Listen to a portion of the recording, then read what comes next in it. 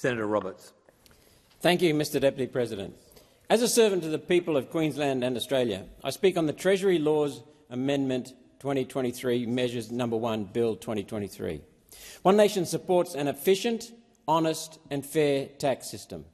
An important aspect of a fair system is to make sure tax is not double charged. That's what franking credits do. They make sure a tax is not double charged. They ensure that Australians don't pay income tax on the parts of dividends on which the government has already collected company tax. That's fair. There's no reason to allow the government to double dip on Australian profits and then again on Australians' income. In the 2019 election campaign, Labor proposed changes to the franking credit system. Australia rejected completely those thought bubbles, completely rejected. Labor learnt from that lesson and for the 2022 election promised there would be no changes made to frank dividends if Australia voted them into government. Yet now that Labor is in government, Schedule 4 and 5 make a number of wholesale changes to how the dividend, share buyback and franking system currently works. Wholesale changes. Broken promise. Yet another to add to Labor's list of broken promises. Just like when they promised to reduce your power bills by $275, Labor's promise that they wouldn't touch franking credits was a lie. As always, the government claims that these are simply modest changes. They're anything but modest, with large implications for companies and for capital markets. The government hasn't been able to articulate the need for nor quantify how big of an impact these changes will have. They're doing it and they don't even know what will happen. We cannot legislate on a hope, a vibe, a wish that it will be okay. While that is, according to some in government, Prime Minister Albanese's modus operandi, it's not a responsible way to steer a $1.7 trillion economy. It's highly irresponsible. One Nation will be opposing these changes in Schedule 4 and 5 and cannot pass the bill if they remain part of this package. Schedule 2 lays the groundwork for standards that align money to climate goals. This would presumably be to create alignment with the greatest scam in finance, ESG standards, environment, social and governance. The powers that be call them sustainability standards, yet there's nothing sustainable about them. In fact, UN sustainability policies survive only as parasites on subsidies from the real economy. Subsidies. That makes them unsustainable. So-called sustainability standards talk about protecting the financial system from risks, yet they cannot quantify what those risks are. The idea that the government, or worse yet, a single bureaucratic department, can ever predict and quantify risk to the financial system is sheer lunacy. A brief analysis of history shows that. Did government and regulatory agencies see the risk of the dot-com bubble coming in the 2000s? No, they had no idea. Did the American regulators see the risk of subprime mortgages leading to the global financial crisis? No, they arguably participated in it and made it far worse. Did any regulator around the world predict the risk of almost every government in the world going certifiably insane in response to COVID, a bad flu? No, they did not. Over the last 3 years, the Reserve Bank created $500 billion in electronic journal entries, money concocted out of thin air. Did any regulator predict the risk that would lead to the skyrocketing inflation we're still trying to get under control? No, they did not. Actually, some did, and we were ridiculed. The point here, ridiculed by the experts. The point here is very simple. The government and the regulators cannot quantify the risk of financial system shocks. History shows governments are hilariously bad at it. They certainly won't be able to do it for supposed climate risks that are nothing more than fabrications concocted from inherent, natural, cyclical variation. By the way, everything in nature, everything in existence varies, yet understanding of variation is not taught in schools and rarely taught properly, if at all, at universities. That's why Greens, Labor, Teals and, sadly, some Liberal Nationals spout nonsense in this chamber and in public, concocting and spreading imaginary fears of climate apocalypse, when reality shows simply inherent, natural, cyclical variation. They cannot even come up with the only sound and essential basis for policy. That is, they've never quantified the specific effect of carbon dioxide from human activity. That means they have no basis for climate and energy policy, no specific quantified goals for climate and energy policy, no means of measuring progress towards those goals. We're flying blind. Australia is flying blind, and energy costs and climate policies are out of control and needlessly imposing huge costs on families, small businesses, our country and our nation's future. Anyway, the only thing we can do to protect against systemic risks is make sure that financial intermediaries are well capitalised and diversified to survive any risk that comes to fruition. Doing anything else encourages a lack of diversification and actually increases risk.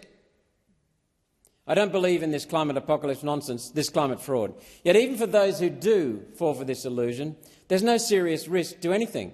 So let's look at the supposed science around climate risk. When I ask the government why we need to cut human production of carbon dioxide, they point me to the United Nations Intergovernmental Panel on Climate Change, the UN IPCC. They're a dodgy bunch, proven over 40-plus years. Yet I don't think anyone in here has actually read the IPCC reports they claim as proof the climate is going to collapse. If you go to their report, the IPCC Assessment Report 6, Chapter 12 is the summary of Working Group 1, who looked at the actual science around natural disasters. Table 12.12 summarises all of the available evidence on the frequency of extreme weather events. Let me read out the types of natural disasters where even the United Nations has said there has been no detectable increase in the number of natural disasters. I'll repeat that. No detectable increase in frost, river flood, rain measured in terms of mean precipitation or heavy precipitation, landslide, drought, fire weather, wind speed, windstorm, tropical cyclones, dust storm, heavy snowfall, hail, relative sea level, coastal flood and marine heatwave, and on and on. Although I do not put any trust in the United Nations, government claims it does. And the United Nations says there has been no increase in severe weather events in those categories. None. Even better, Table 12.12 in the IPCC AR6 says the United Nations doesn't expect to see any detectable increase in those categories in the next 80 years under their worst-case scenario. There's no risk to the financial system from climate change because there's no need to cut human production of carbon dioxide. End of story. As an aside, I ask, on what basis does Minister Watt get his frequent, fanciful, scary claims of increasing extreme weather events? Wild imagination, Senator Watt? From where do the Greens get their dishonest claims? From where does Senator Pocock get his pseudoscience to support his Kermit Green fantasy policies? Is it the family money of Simon Holmes à Court, who now relies on the millions of green subsidy dollars that support otherwise unsustainable and failing wind and solar net zero projects? Parasitic subsidies from energy users, and taxpayers who pay through needlessly higher prices. Recently in this chamber, I heard Senator David Pocock cite scientists who said they have fears for the climate. Significantly, he did not provide any science to back it up. Apparently, because he seems to just swallow their words because they claim to be scientists. That's what's happened repeatedly in this chamber. People don't produce the science, they say what scientists conclude and don't analyse it. And those scientists are on major grants to push the climate fraud. Real scientists don't peddle unsubstantiated fears. Scientists present science, presenting the empirical scientific data as evidence within logical scientific points, proving cause and effect. Never has anyone done that. Yet Senator David Pocock never presents any such science nor references to specific pages providing such logical scientific points. Never. Never. Extreme weather has always been with us, remains with us, and will always be with us. It's natural and often cyclical. So what's the real reason for implementing so-called sustainability standards and ESG? The Assistant Treasurer, Stephen Jones, said it in his second reading speech to this bill. The purpose is, quote, to align capital flows to climate and sustainability goals, end of quote. To say it again, the purpose is to align capital flows to climate and sustainability goals, political goals, not scientific. Those are the goals of predatory globalist billionaires and the rent seekers who are flogging wind, solar and battery products. Billionaires peddling parasitic misinvestments in solar, wind and batteries and transferring wealth from families, small businesses and employers to billionaires, often overseas. Despite claims these solar and wind products are the cheapest, the free market has utterly failed to adopt them because they simply cannot survive in the wild on their own without subsidies. In other speeches in recent weeks, I've documented the huge number of failures in wind and solar projects overseas and here in Australia. They're falling over like flies. Billionaires behind the climate push are panicking now that their parasitic investments won't get the return they need. The Teal sugar daddy, Simon Holmes at court, Andrew Twiggy Forrest, Johnny come lately to climate fear-mongering Mike Cannon-Brooks, old stagers Alex Turnbull and Ross Garnaut, having failed with climate scams in the free market, these climate doomsayers now need the government to direct money their way through implementation of climate standards. They're going to standardise the climate. To, as the Assistant Treasurer said, align capital flows. This is more of the crony capitalism that's ruined Australia. If it wasn't so serious, it'd be laughable. That's why I've circulated an amendment to strike out Schedule 2 of the bill. There's no reason to even start down this path of folly and pretend, hidden away in the cupboard somewhere. The government has a crystal ball they can use to predict the future. If they do, they clearly haven't used it before. A final concern I'll raise is with Schedule 1, Part 2 of the bill.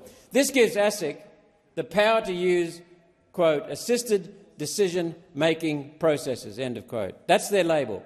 This amendment is incredibly broad and vague, and we can assume this will involve some level of automation and eventually the implementation of AI, artificial intelligence. It's incredibly concerning that the explanatory memorandum includes at section 1.24 that, quote, ASIC may change a decision made by an assisted decision-making process if it is satisfied the decision is wrong. Can you believe it? This very heavily implies that a human will not be involved in the decision-making process. An assisted decision-making process should only be in place to assist a human in making a decision, not for a robot using artificial intelligence to make the decision itself. The fact that Labor would introduce this blank cheque to the new robot overlords in the wake of a royal commission they called into Robodebt is a stunning revelation. If the robots get it wrong, there's no clear avenue of appeal for a person who is subject to the wrong decision. They'll simply have to rely on ASIC deciding to look at it on their own motion and finding out it's wrong. Good luck with that. This change is too broad, and One Nation is raising its concerns now so that these issues can be monitored in future. To summarise, the government would be better off going back to the drawing board on this con hiding behind the label Treasury Laws. Thank you, Mr Deputy President.